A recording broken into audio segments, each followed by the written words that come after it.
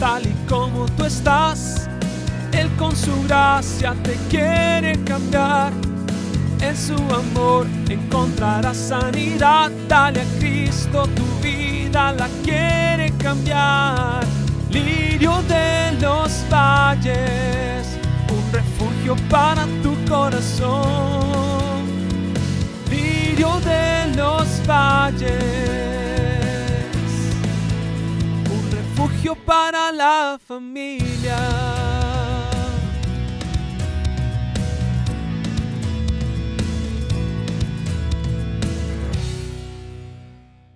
Vamos a entrar al tema. Este mes de abril yo les anuncié que iba a estar hablando sobre las anclas del alma.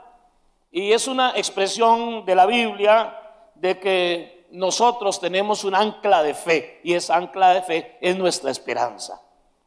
Y el domingo pasado, el sábado pasado, les hablé sobre la tormenta que Pablo tuvo que enfrentar en Hechos capítulo 27, porque estaba preso, apeló a César, y entonces durante esa travesía en el mar Mediterráneo se levantó un huracán o una gran tormenta que se llamaba Euroclidón. Y aquello fue terrible. Al final se perdió la embarcación, al final se perdió las mercancías, no se perdió una sola vida, porque la noche anterior el ángel del Señor se le apareció a Pablo y le dijo: Pablo, no tengas miedo, solo la pérdida va a ser material, nadie aquí se va a morir, a toda esa gente yo le he entregado se la he entregado para que usted se los gane para el Señor. Y así fue.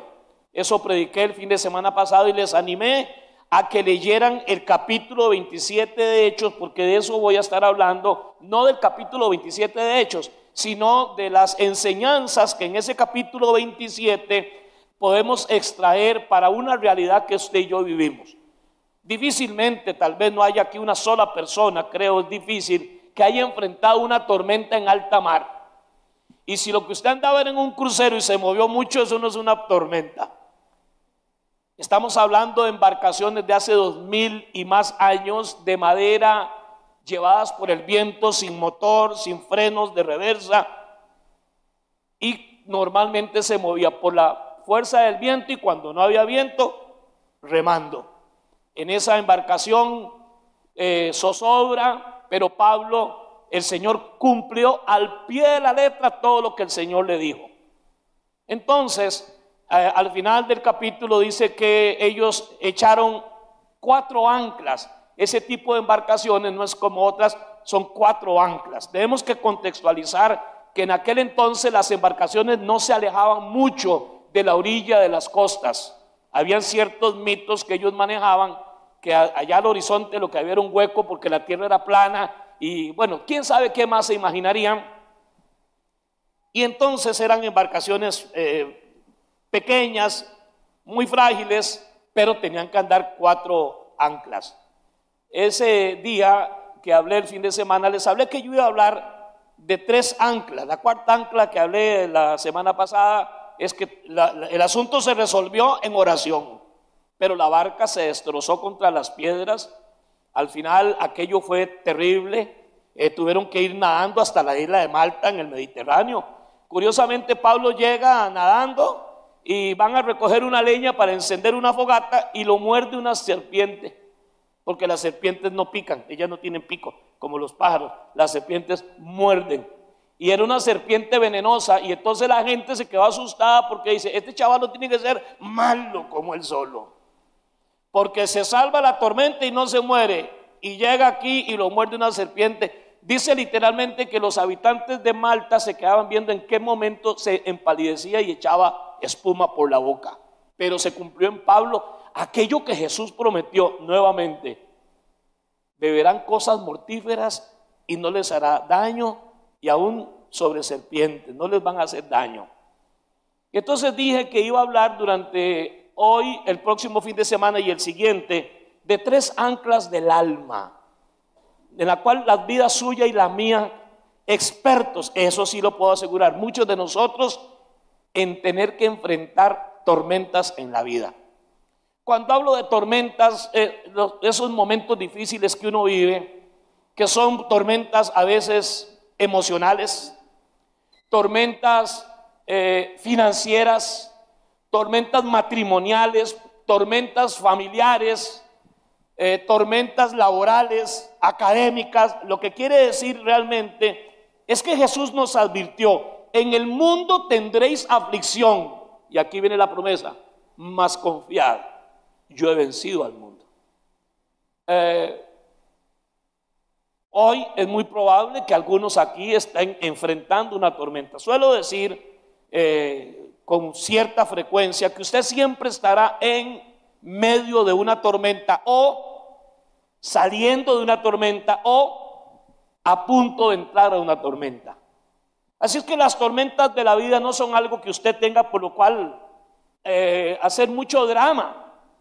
Porque el apóstol Pedro nos dice: es que ustedes están actuando como que si les estuviera pasando algo raro. Es lo más común entre los humanos. Pero advierte la palabra del Señor: fiel es Dios, que no va a permitir que a ustedes les venga una prueba más allá de lo soportable, sino que juntamente con ella les dará la salida. Otra promesa. Entonces, hermanos, les anuncié que iba a hablarles sobre 3 anclas sobre las cuales tenemos que fundar nuestra vida, y que no podemos ir a buscarlas porque llegó una tormenta. Esas anclas tienen que estar primeramente ancladas en nuestro corazón, porque la vida de uno cambia de un momento a otro. Aquí estamos en la mañana y al llegar podemos encontrarme una situación. Ayer me despierto por la mañana y veo un mensaje. Yo no voy a atender, yo apago el teléfono en la madrugada. Tiene que ser algo raro para que porque hay gente que a las 4 de la mañana tienen problemas de sueño y empiezan a mandar chistecitos y estupideces.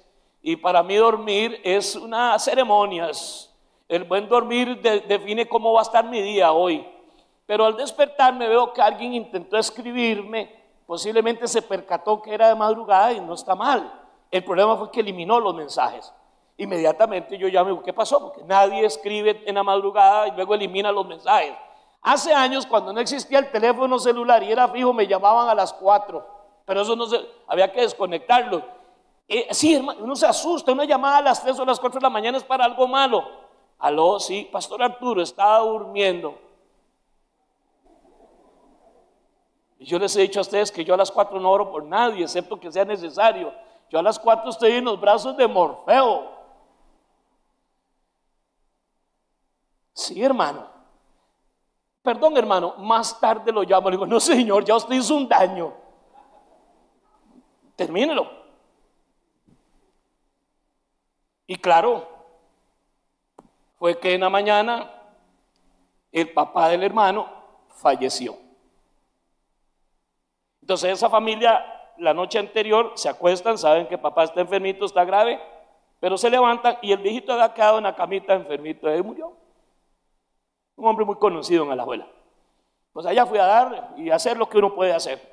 Siempre es de bendición orar por la gente. Ahí todavía estaba el Señor, no habían venido a llevarlo de la funeraria. Porque así es la vida, hermano. Así es la vida.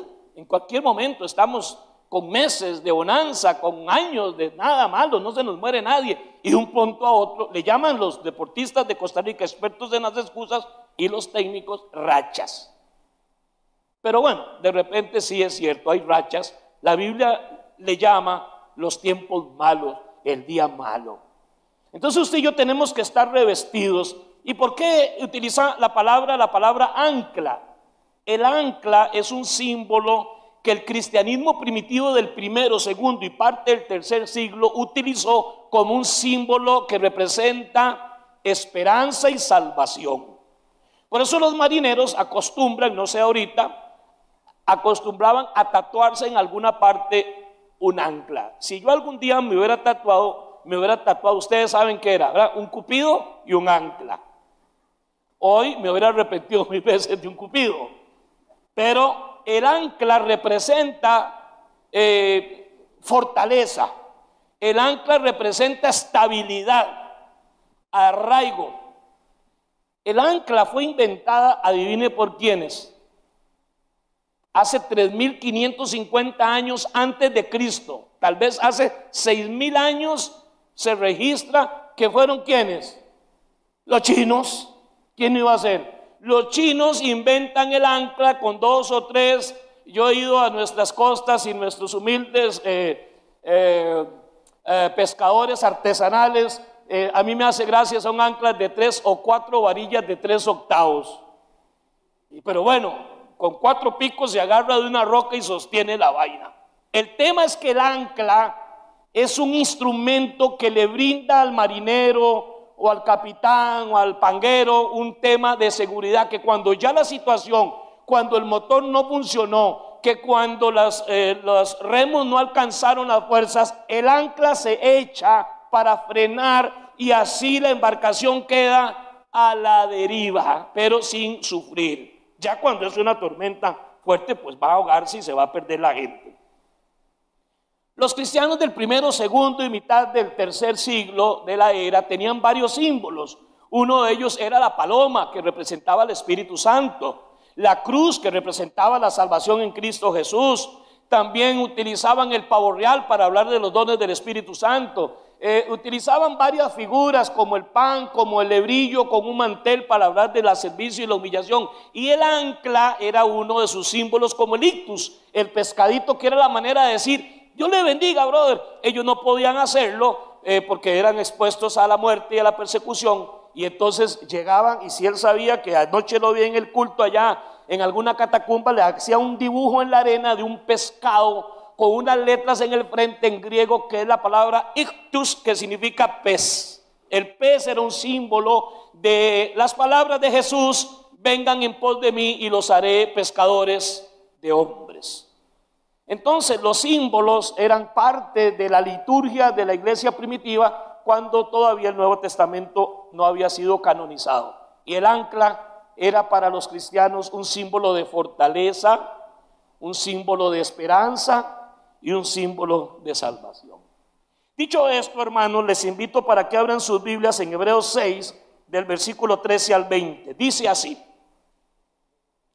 porque cuando Dios hizo la promesa a Abraham, no pudiendo jurar por otro mayor, juró por sí mismo, diciendo: de cierto te bendeciré con abundancia y te multiplicaré grandemente.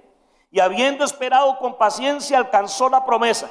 Porque los hombres ciertamente juran por uno mayor que ellos, y para ellos el fin de toda controversia es el juramento para confirmación. Por lo cual, queriendo Dios mostrar más abundantemente a los herederos de la promesa la inmutabilidad de su consejo, interpuso un juramento, para que por 2 cosas inmutables, en las cuales es imposible que Dios mienta, tengamos un fortísimo consuelo a los que hemos acudido para asirnos de la esperanza puesta delante de nosotros, la cual tenemos como segura y firme ancla del alma, y que penetra hasta dentro del velo, donde Jesús entró por nosotros como precursor, hecho sumo sacerdote para siempre, según el orden de Melquisedec. La gente dice, he escuchado a alguien decir, los exegetas. ¿Cómo sonó feo eso? Exegeta. Es exégeta. Pero no importa, hay muchos exegetas. Dicen que hay 7,000 promesas en la Biblia. Yo no sé. Sé que hay gente que sería capaz, por contradecir al predicador, de ir a buscar una concordancia para ver si son ciertas que son 7,000. No existe una sola concordancia temática que tenga 7,000 referencias bíblicas de un solo tema. Otros dicen que no, que andan por 3,000. Y como diré al final, como una versión de la Biblia, creo que es la del lenguaje actual, al final no importa cuántas, Él las va a cumplir todas. Entonces, no quisiera para alguien que esté aquí ni que nos esté viendo que se caliente la cabeza. Yo no voy a utilizar 7,000 promesas, 4,321, porque va a tener mucho que ver con la versión que se utilice y con la majadería del lector. Pero hermanos amados, sí puedo asegurarles, son muchísimas las promesas de Dios. ¿Cuántos lo creen? ¿Cuántas son las promesas de Dios? ¿Cuántas? Muchísimas. Si usted quiere decir 3,000, yo no voy a discutir, no voy a perder el tiempo. Si usted dice que son 3,000, para mí son muchísimas. Si es cierto que son 7,000, para mí son muchísimas. Pero para mí basta con que Dios lo haya prometido, con que Pablo diga que era cierto, con que Pedro lo verifique y que yo también en mi experiencia personal he visto que las promesas de Dios se cumplen todas al pie de la letra. Amén. Ahora, hay promesas como la que voy a terminar al final, que una sola de ellas podría cubrir, si usted necesita 30,000, esa cubriría las 30,000 necesidades, una sola. Por eso aquí esto no es un tema, un juego de aritmética, es un juego o un tema de verdades eternas. Son muchísimas las promesas de Dios. Pero déjenme decirles 2 o 3 cosas de las promesas de Dios. La primera, las promesas de Dios son eternas, nunca cambian. Dice que Él juró. Y aunque el Señor nos prohíbe a nosotros jurar o prometer, porque ninguno de nosotros, por más que quiera, a veces no podemos cumplir algo que prometimos. Las promesas de Dios no son como las del ser humano, que son para salir del paso, para terminar una bronca, para terminar una discusión con la doña, para que el güey la deje de brincar, y entonces prometemos de manera muy irresponsable y muy ligera. No. Y en el mejor de los escenarios, a veces hemos prometido con todo el deseo de cumplir, pero sencillamente el carro colapsó el motor, se le estalló una llanta y no pude llegar. O hubo un accidente y no pude llegar. Yo puedo decirle a alguien, yo llego tal día. La última vez que me pasó fue en el mes de enero. Tenía un congreso de pastores y líderes en la isla de Puerto Rico, todo listo, boletos comprados, los manuales impresos, la expectativa creada, anunciado. Vino un avión de un Boeing 737 de copa, se desbarató una puerta, se cayó de otra línea aérea y tuvieron que bajar todos esos aviones para una revisión que hizo que yo no pudiera cumplir, no pudiera llegar. No quedé mal, lo dije con tiempo, pero hermanos, es que uno no puede prometer ni jurar, porque el Señor prohíbe que juremos, mucho menos jurar en su nombre. La Biblia dice: vuestro sí sea sí y vuestro no sea no, porque lo demás procede del diablo. Entonces, las promesas de Dios son eternas. Él sí puede cumplirlas, porque para Él no hay nada imposible. Lo segundo que quiero que sepan de las promesas del Señor es que algunas de ellas son específicas, no son para todos los hijos o hijas de Dios, son específicas. Por ejemplo, a Abraham le dijo que él iba a hacer de él una gran nación, y le prometió, incluso cuando tenía casi 100 años, Abraham, le voy a dar una gran nación. Esa promesa no es para usted, ni es para mí. Ni Anita quiere parir un Will a los 99 años, ni yo tampoco estar jugueteando a los 100. Sencillamente es una promesa específica, y así hay varias en la Biblia. A la Virgen María, para poner un ejemplo, el Señor le habla a través del Espíritu Santo y le dice que por ser la madre de Jesús, el Dios hecho hombre, y por ser una mujer bienaventurada y bendita, habrán cosas en tu vida que van a traspasar tu alma. Solamente era el alma de la Virgen María, no la suya. A usted y a mí nos van a traspasar el alma por otras cosas, pero esa promesa fue para María.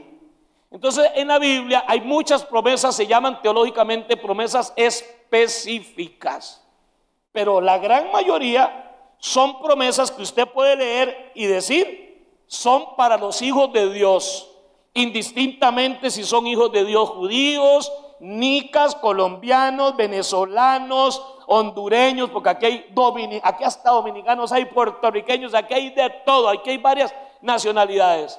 Si es judío o no es judío, si es católico o no es católico. Si una persona es hija de Dios, indistintamente del color de su piel, de su raza, nacionalidad, si es un hijo de Dios, ¿cuántas promesas hay? Dije, ¿cuántas? No los oigo. Esas que usted dice son para los hijos y las hijas de Dios, porque Dios no hace acepción de personas. Yo creo en las promesas de Dios. Ahora, Dios no tenía a alguien por quien jurar, porque el juramento siempre se hace por alguien que es superior. Entonces Él juró por sí mismo. Eso significa que Dios va a honrar su juramento. Como no tenía a alguien mayor que Él, juró por sí mismo. El escritor de Hebreos dice que al hacerlo dejó al descubierto el hombro, la parte del hombro del brazo derecho, y juró que él iba a cumplir todas sus promesas, porque Dios no cambia, porque Dios lo juró y hará lo que él dijo por amor a su nombre. Él empeñó su nombre. Yo sé que hoy la palabra a veces vale más el pelo de un bigote que la palabra de más de uno, pero en los tiempos de gente seria todavía hoy, decir la palabra debiera ser suficiente. Pero como somos humanos y fallamos y nos acomodamos y somos muy calculadores, Dios no. Dios, cuando dijo que lo haría, nada lo va a poder evitar. No hay tormenta que usted viva, no hay tormenta que su matrimonio experimente, que su familia o sus finanzas, no hay tormenta emocional que tenga el poder para ocultar el rostro de Cristo sobre usted. No tiene ninguna tormenta ese poder. Dice la Biblia que esta tormenta de Euroclidón hizo que durante muchos días no saliera el sol, y en alta mar, vagando a la deriva, no salió el sol. Todo estaba oscuro. Hay tiempos donde la tormenta oculta todo. Los amigos se ocultan, se van. Te puede abandonar aquel y aquella.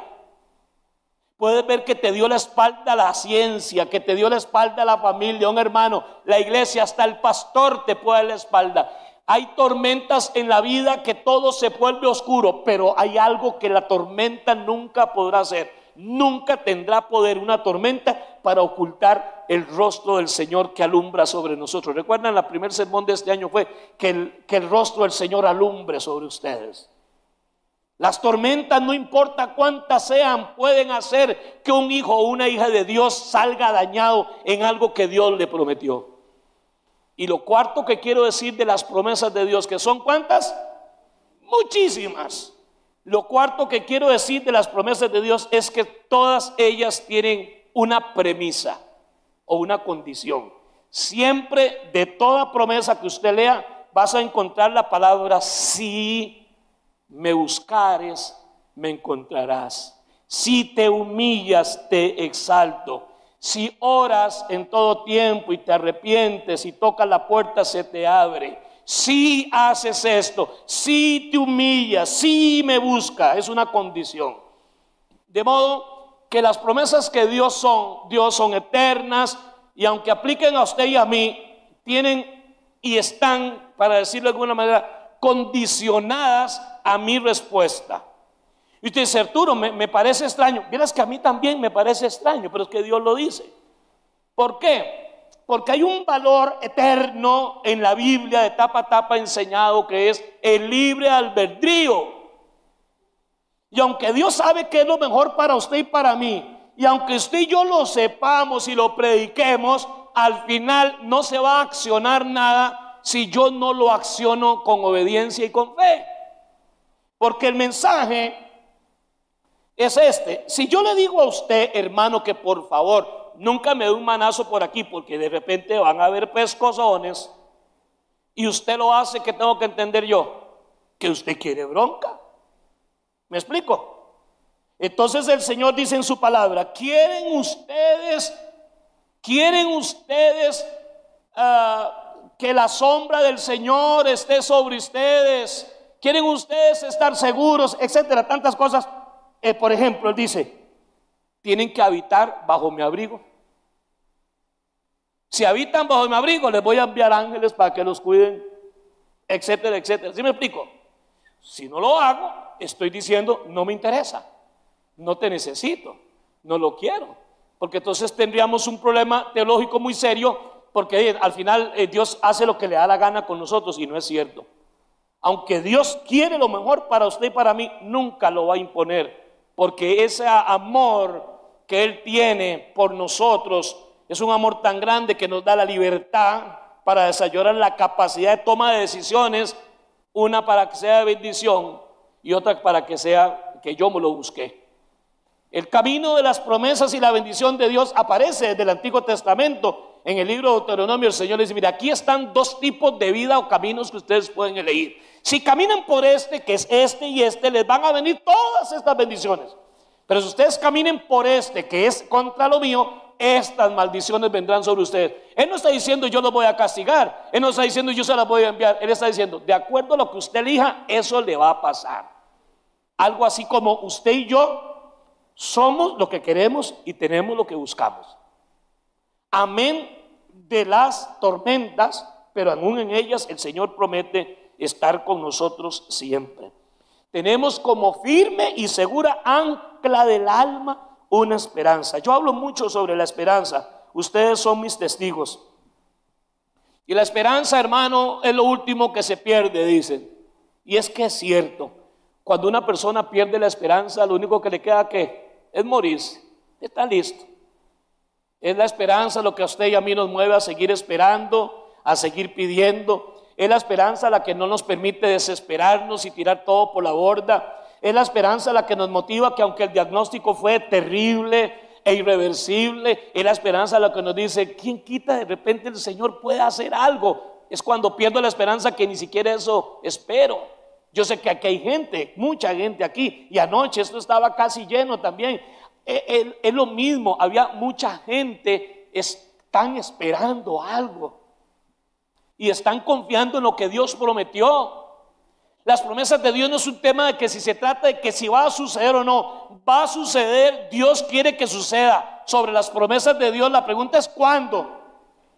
La pregunta no es ni cómo, ni si lo hará o no. La pregunta es ¿cuándo va a ser? Y ahí es donde entra nuestra gran debilidad, casi de muchos, la impaciencia. Y en esa impaciencia usted y yo tomamos caminos y complicamos. Lo que era una tormenta sencilla la convertimos en un huracán categoría 5. Nuestra impaciencia nos hace actuar con malicia, actuar contra los principios de Dios, la cólera, la ira, tomamos decisiones a lo loco para salir de un apuro, de una tormenta financiera, al no estar enfocados en Dios. Esa ya de por sí complicada situación financiera la convertí en un huracán. ¿Por qué? Porque hay momentos en la vida del creyente, cuando está en medio de las tormentas, donde lo que hay que hacer es echar anclas que ya tenemos, porque ir a buscarlas cuesta mucho. Tenemos que desarrollar. Y hoy estoy hablando del ancla de las promesas de Dios. El próximo fin de semana hablaremos de la segunda ancla, que es la presencia de Dios como un ancla de mi vida. Va a ser difícil hablar de las anclas del alma sin tener que en algún momento hablar de las tres, como tocó la semana pasada y esta. En Números capítulo 23, para los que están anotando, versículo 19, dice, Dios no es hombre, estoy leyendo la traducción viviente, Dios no es hombre, por lo tanto no miente. Él no es humano, por lo tanto no cambia de parecer. ¿Acaso alguna vez habló sin actuar? ¿Alguna vez prometió sin cumplir? A manera de pregunta o de retórica, ¿alguna vez Dios habló y no actuó? ¿Alguna vez Dios prometió? Y es que ahí lo que se estaba dando era una promesa que Dios le había hecho a Israel. El rey Balac contrata a Balaán, que fue profeta de Dios y se convirtió en brujo, cosa que no tiene que extrañarnos si hoy alguien de repente es cristiano y se vuelve bruja o brujo. Esto es viejo, darle la espalda al Señor y dejar de servirle. Y Balac le ofreció una capital, unos tesoros para que maldijera a Israel. Pero Balaán sabía, pero el hombre le gustaba mucho la plata y dijo, mire, yo quiero dejarle algo claro a usted, señor rey Balac. A esa gente no hay quien la maldiga. A propósito, ustedes saben la situación que está viviendo Israel. Pidámosle al Señor por la paz del mundo, porque Dios no quiere que nadie se pierda. Dios no odia a los iraníes, ni los judíos pueden hacer lo que les da la gana. Dios es un Dios justo y amoroso. Pidamos a Dios por la paz de esa región, porque eso que pasa allá nos puede salpicar como salpicó la bronca de la guerra del Yom Kippur hace más de 30 años, porque es una zona muy volátil, no tanto porque su subsuelo está lleno de petróleo, sino porque eso puede significar consecuencias económicas desastrosas apenas saliendo de una pandemia. Pero hay algo que en la Biblia está claro: nadie puede maldecir lo que Dios ha bendecido. Pero Balac, como era un impío diabólico, dijo, pero hagamos la fuercita. Y cuando Balaam se puso a querer maldecir, el Señor le agarró, porque era exegeta, él le agarró la boca y lo puso, en lugar de maldecir a Israel, lo empezó a bendecir. Y entonces el rey, hombre, yo no te traje para eso, yo te traje para que los maldiga, y si no me los va a maldecir, tampoco me los bendiga. Y es ahí donde la respuesta de Balaam es esa: señores, es que Dios no miente, es que Dios no muta, no cambia. ¿Alguna vez él habló por hablar? Él bendijo a esta gente y a esta gente no hay quien los maldiga. ¿Alguna vez prometió sin cumplir? Dios estaba cumpliendo una promesa. En este mismo momento hay un escenario espiritual que usted y yo no podemos tener acceso a él. Posiblemente nos asustaríamos, a alguno le daría hasta un infarto. Pero porque no lo veamos, hay ahorita mismo en el ambiente espiritual, invisible para los humanos, una lucha, una guerra cósmica, unos escenarios donde Dios está peleando por usted.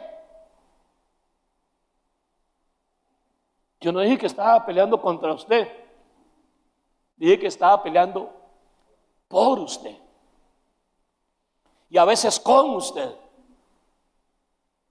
y nos satisface porque esa es el ancla, entre otras, la esperanza de las promesas, que son muchas, que Dios a nosotros nos ha dado. Voy a hablar de promesas que Dios hizo en el Antiguo Testamento, promesas que hizo en el Nuevo Testamento y promesas que Jesucristo hizo obviamente en el Nuevo Testamento. En el Antiguo Testamento, rápidamente, Dios prometió, entre otras cosas, que si lo buscamos, lo encontraremos. Eso aparece en Génesis, Deuteronomio capítulo 4 versículo 29 y Deuteronomio 4, 7. Prometió: si ustedes me buscan, me encuentran. Todo hijo de Dios que lo busque, más allá de su raza o nacionalidad, si me busca, el que a mí me busque, me va a encontrar. En el Antiguo Testamento Dios le prometió bendecir a Abraham, pero también dijo que a través de su semilla, que es Cristo, todas las familias de la tierra serían benditas. Eso es una promesa de Dios, del Antiguo Testamento. Otra, Dios prometió protección para sus hijos. Lean el Salmo 21, hermano.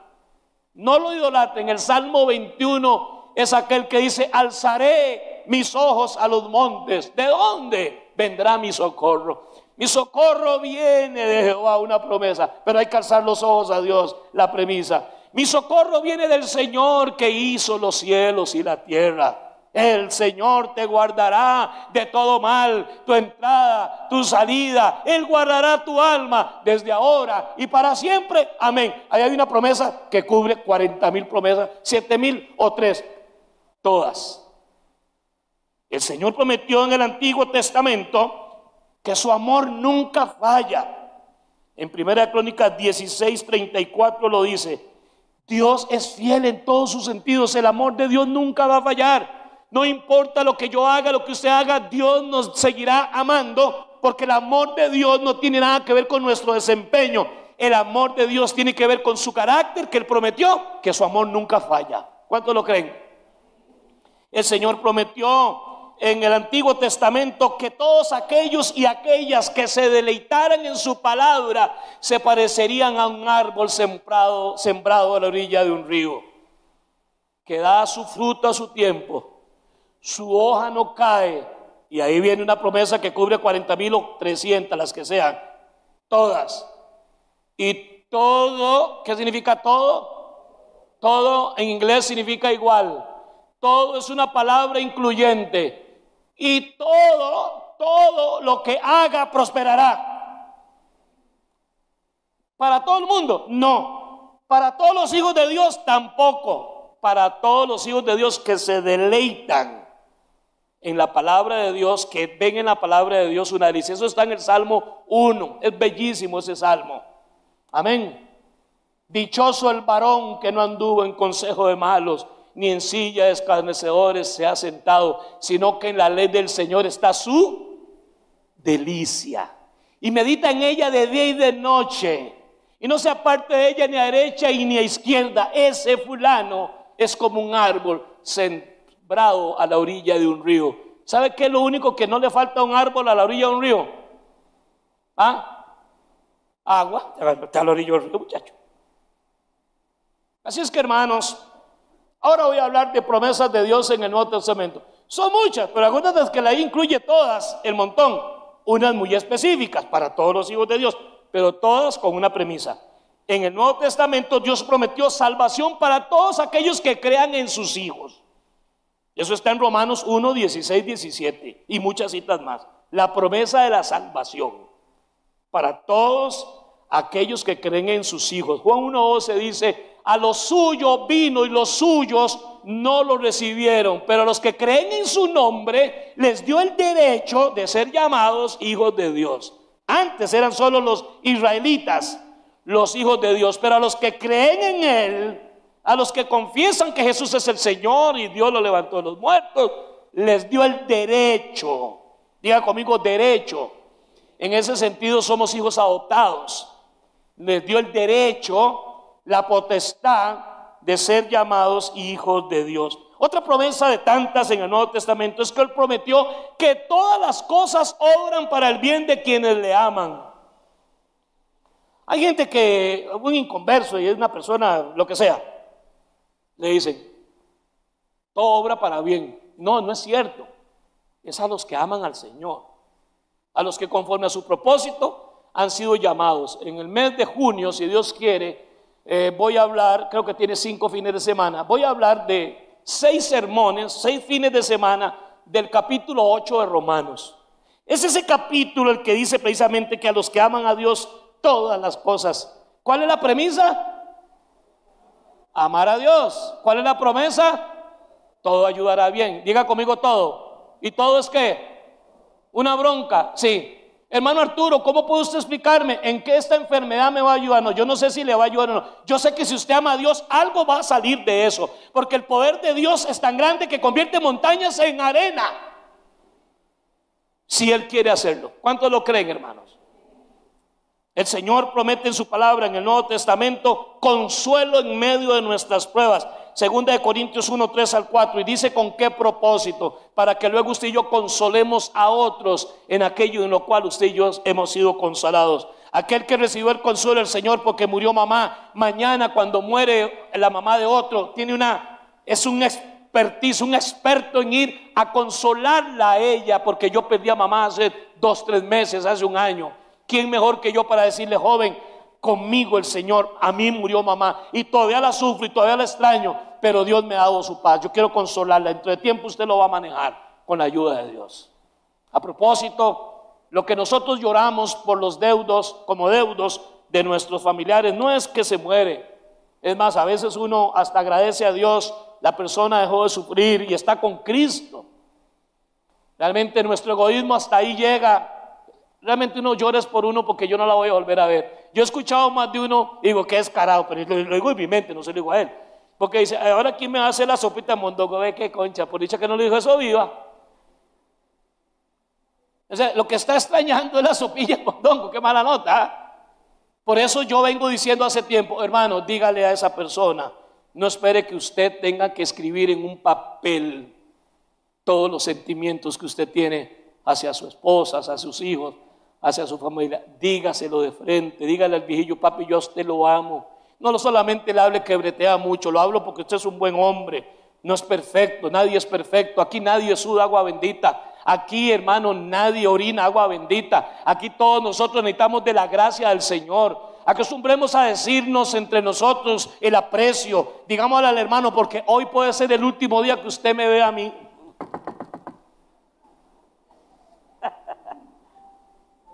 Y cuidado, no se haga, después del último día que yo lo veo, más de uno lo está viendo medio parejo últimamente.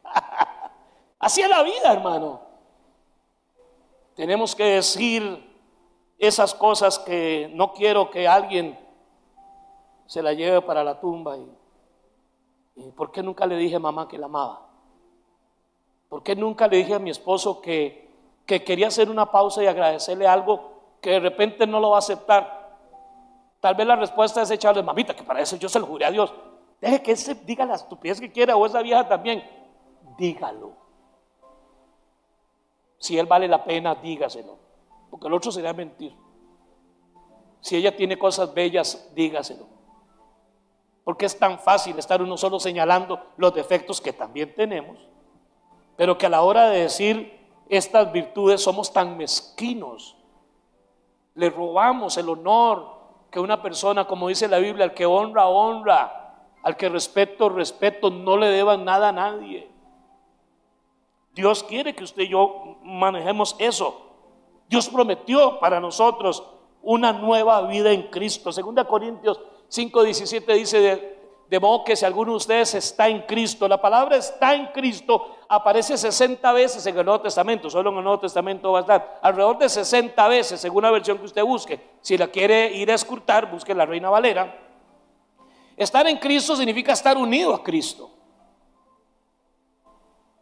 Si alguno está en Cristo, nueva criatura es. Las cosas viejas pasaron y he aquí todas son hechas nuevas. Hermanos, quiero decirles, como dije empezando este año, mi mayor bendición no es el carro, ni la casa, ni ustedes. Mi mayor bendición es Dios. Si yo tengo a Dios, tengo todas las demás bendiciones. Si no lo tengo a Él, estoy en bancarrota total. Amo a mi esposa, amo a mis hijos, amo a mi familia. Mis nietos me tienen vuelto loco. Literalmente ayer casi me vuelven loco los tres. Pasaron desde el viernes hasta ayer en casa ya, pero qué carga, esa Anita es carguísima. Pero mi mejor bendición es Dios, porque Él me lo dio a ellos. Mi mayor bendición es Dios, porque todos los días en la noche y en la mañana pido por ellos y por mis hijos y por mis nueras y por mi yerno. Y aunque usted no lo crea, todas las noches y las mañanas pedimos por ustedes, Anita y yo. No le garantizo a nadie media hora, pero pueden estar seguros que todas las noches echamos una rezadilla por ustedes. Y en las mañanas, Anita y yo, por mis hijos, yo lo busco a Él y le pido a Él que bendiga todo esto, porque Él es mi mayor bendición. Y tengo que remontarme a hace 44 años cuando le entregué mi vida a Cristo. Cuando cumplo años en el mes de julio, no digo la fecha, voy a cumplir ahorita 61 años de edad. Pero mi verdadera edad son 44 y un poquito. Siempre en febrero digo, hermanos, hoy estoy cumpliendo 44 años, 45 años el próximo año. Y más de uno se echa una risa, yo no sé por qué, yo creo que se nota que tengo 45 años. Muchas gracias, Virginia. Es que mi verdadera edad son 45 años. Cuando yo le entregué mi vida a Cristo un 2 de febrero de 1979 y Él me dio salvación, vida eterna y soy una nueva criatura. No soy inmaculado, no soy perfecto, no soy infalible, eso solo tatica Dios, decía mi mamá, tatica Dios. No, yo soy solamente nacido de nuevo, una nueva criatura. Ya yo no soy el chavalo de antes, eso sí. Dios prometió bendiciones espirituales en las regiones celestes, de nuevo, en Cristo Jesús. En Filipenses 1:6 prometió terminar la obra que empezó en ustedes. Esa es la promesa, hermanos. Dios nunca deja nada a medias. Lo que Él empezó a hacer en usted lo va a terminar. Solamente cuando vengan las tormentas, echa el ancla que tiene que estar aquí de lo que Dios te ha prometido. Dios prometió, Filipenses 4:6-7, que cuando usted y yo oramos y no nos preocupamos por nada, dice, la paz de Dios gobernará vuestros corazones sin caída en Cristo Jesús. Esa es la promesa de Dios. ¿Cuál es la premisa? Oren. ¿Cuál es la premisa? No se afanen. ¿Cuál es la promesa? Sobre ustedes vendrá la paz de Dios que nadie puede entender. Dios prometió suplir todas nuestras necesidades materiales. Mateo 6:33, mas buscad primeramente el reino de Dios y su justicia. Esa es la premisa y la condición. ¿Cuál es la promesa? Y todas estas cosas vendrán por añadiduras. Filipenses 4:19 dice que Dios va a suplir todas nuestras necesidades conforme a sus riquezas en gloria en Cristo Jesús. No dice que suplirá todo lo que queremos ni todos nuestros caprichos. En Mateo capítulo 6 versículo 26 el Señor aclara qué es lo que prometió: abrigo, techo y comida. Si usted es un hijo de Dios, Dios ha prometido darte techo alquilado propio. Algunos tienen hasta 3 casas. Dios ha prometido darte la comida que necesitas y Dios ha prometido darte el abrigo que necesitas. O sea, lo que necesito. Yo no necesito un carro para vivir. Si lo tengo, es más cómodo. Pero yo necesito un techo donde guarecerme. Yo necesito un abrigo. Tal vez aquí no hay nieve y eso, pero no puedo andar desnudo, dicen los boricuas. Yo necesito comida. Y él dice: señores, ustedes valen más que pajarillos, hombres de poca fe. Búsquenme, porque para mí ustedes valen más que pájaros. O sea, hermano, la moraleja de esta hablada es: usted es más que un tijo o un yigüero. Es un pájaro, esos negros, los más feos, un zanate. Es que hoy tenemos unos amigos míos venezolanos que nos visitan, su esposa José y su hijo Aarón. Jesús prometió que un día iba a regresar por nosotros y Él lo va a cumplir.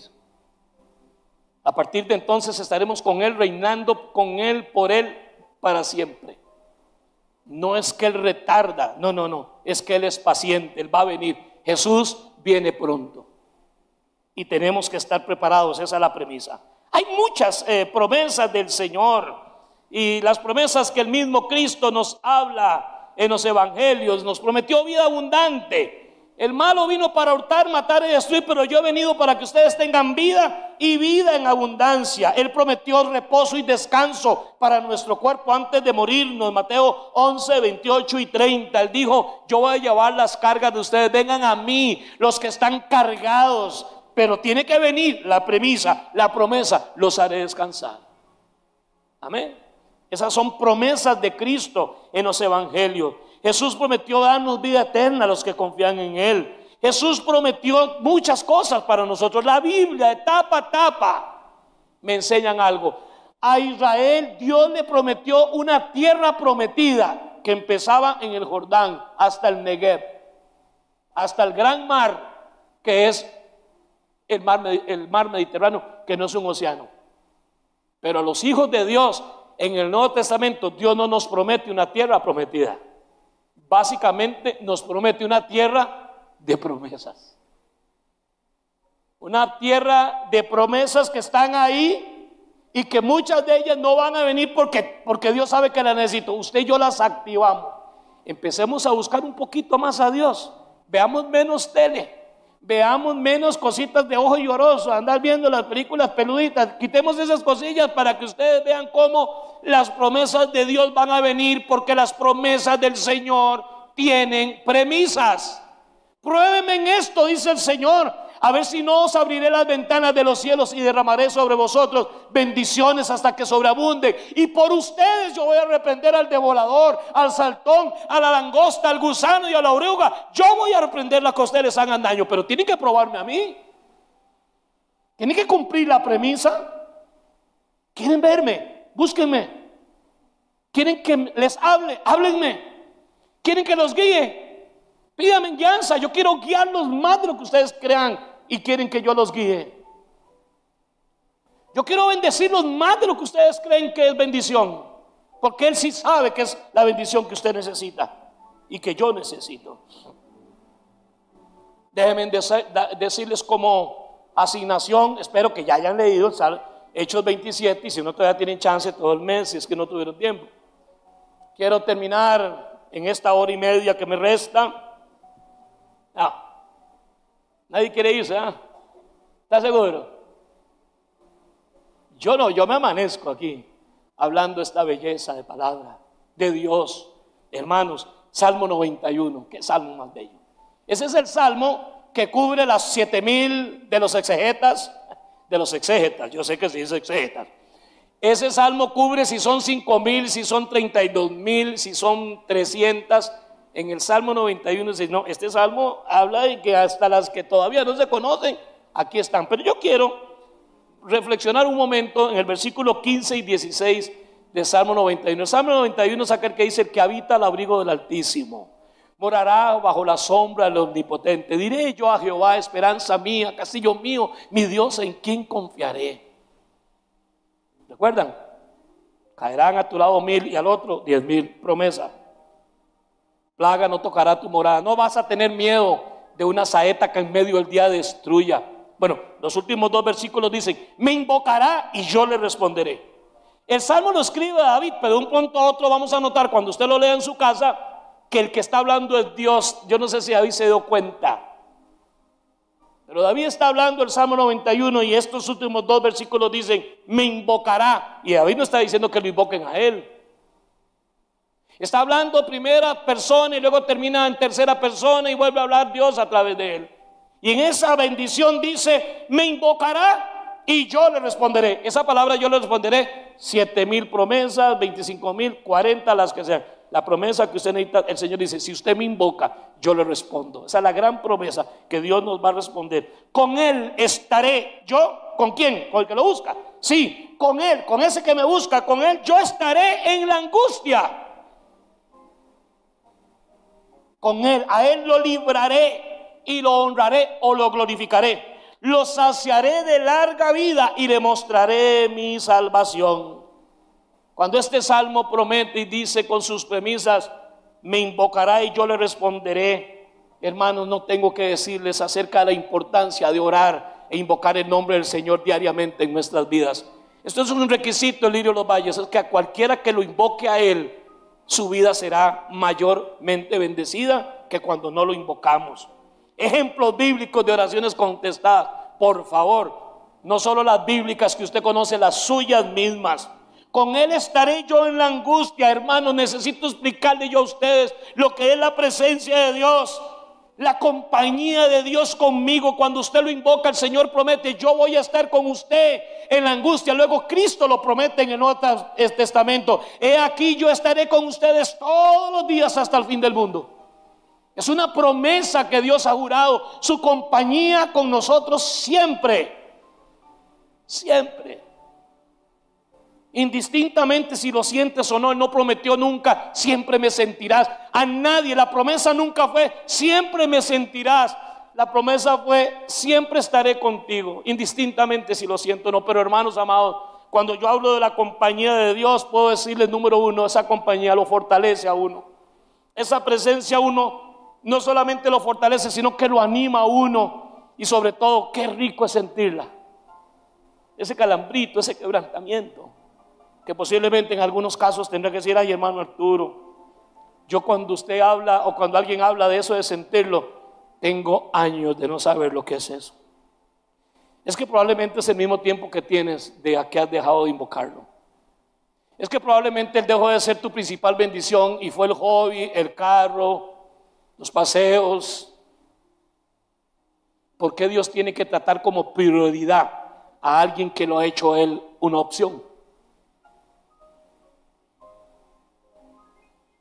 Es una pregunta que yo me hago. Por lo menos yo no priorizo en alguien que para mí, yo veo que soy cualquier.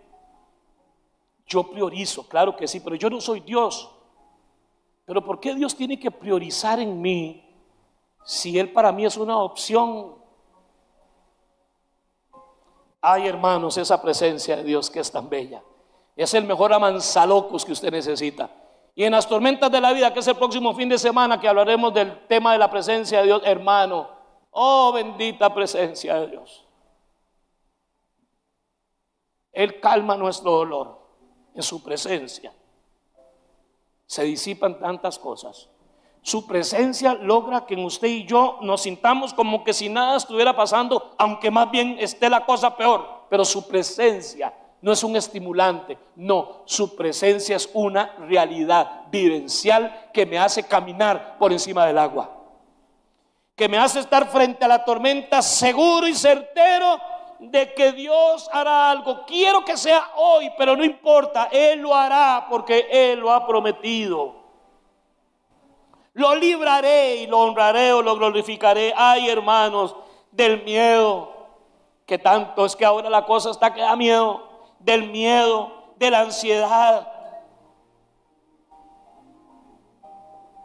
No podemos descuidar eso. En su presencia, hermano, y promete al final saciarnos de larga vida. Tenemos que invocar a Dios con humildad. Tenemos que experimentar a ese Dios que está y ha prometido estar con nosotros siempre. seguros de que Él va a librarnos, de que Él va a protegernos. Él dice, van a venir tus enemigos contra ti por 7 caminos y estarán huyendo todos por uno. Se van. Ayer escuchaba que Israel estaba siendo atacado en el norte, en el sur, en el este y el oeste. Es un vocabulario bíblico. Desde los 4 puntos cardinales, y ni un solo dron de los 200 que salieron de Irán cayó en Jerusalén o en sus tierras. No sé cuántos cohetes de esos de largo alcance con ojivas no nucleares, pero altamente poderosas, ni una sola de ellas cayó. Solo sonó la alarma. Israel durmió en paz y hoy amanecieron en paz. No sé qué va a pasar, oremos por ellos, pero Dios siempre cumplirá sus promesas, porque Él lo juró, porque yo no miento, porque yo no cambio. ¿Ha dicho algo Dios que nunca lo cumpla? ¿Ha abierto la boca por abrirla nada más? Termino leyendo para ustedes una cita que aparece en 2 Corintios 1:20. Dice, porque todas las promesas de Dios, 2,000, 3,000, 7,000, ¿cuántas son? Muchísimas. Porque todas las muchísimas promesas de Dios son en Él sí y en Él amén, por medio de nosotros para la gloria de Dios. Hermanos, las promesas de Dios no son sí o no. Las promesas de Dios, para utilizar vocabulario coloquial de deportistas, es sí o sí. Las promesas todas son en Él, no en mí, en Él. Sí. Si usted dice, Señor, usted prometió tal cosa, Él le va a decir, sí. ¿Por qué? Porque las promesas de Dios son en Él, sí. Y en Él son amén, que significa así sea, o esto es firme. Pero lo va a hacer a través de nosotros, porque Dios sigue intacto. La tormenta que usted está viviendo, a Dios no lo está asustando, no le quita el sueño. Se la quita a usted y me la quita a mí. A Dios no.